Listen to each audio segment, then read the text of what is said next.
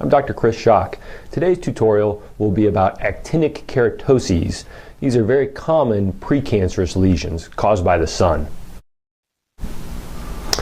Well, again, actinic keratoses, precancers that we see in clinic on a daily basis. So actinic means related to the sun or caused by the sun, and keratosis means thickened, scaly area of the skin.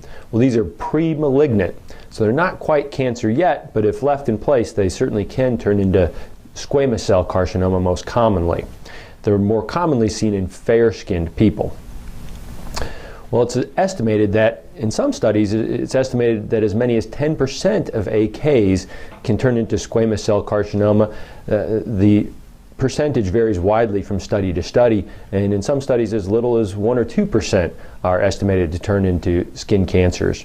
Well, they happen in UV exposed areas, so the head and neck, arms and hands, the ears, these are all very common places for us to get actinic keratoses. Well, how does it present? Well, it's a red, scaly region. The scale tends to be fairly thick, almost sandpaper-like in texture. These often sting or burn, patients will report to us, and sometimes people will describe it as a thorn-like sensation in the skin.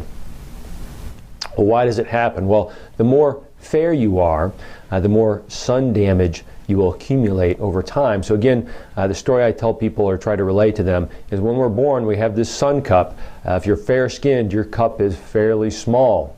The more sun you get, the more rapidly your sun cup fills, and once your sun cup is full, you will start to grow precancers and potentially skin cancers. So here's a graph that we put together, and again, the arrows, the white arrow represents people with fair skin, and the darker brown arrows represent darker skin. You can see that it doesn't take as much time in the sun for the people with the fair skin to pass their threshold for skin cancer or precancers. Here's an example of a squamous cell carcinoma. So if the AKs are left in place, they're like the acorns on the ground. If you leave them, they can take root and grow into the oak tree. Well, we want to treat them at the acorn stage. So early detection and management will help prevent them